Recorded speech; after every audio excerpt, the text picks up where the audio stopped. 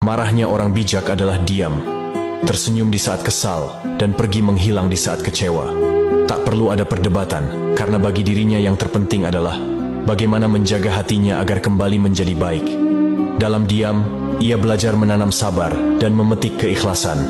Ia memilih pergi bukan karena lemah, tetapi karena hatinya terlalu berharga untuk dilukai. Setiap langkah menjauh adalah cara bijak merawat diri yang rapuh. Menghilang bukan berarti menyerah, tetapi untuk menemukan makna di balik luka.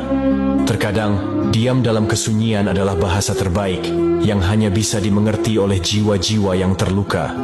Dia tahu menyimpan kecewa lebih bijak daripada membiarkan amarah membara. Seperti bulan yang setia menemani malam, diam sebagai tanda kasih yang tak perlu dimengerti.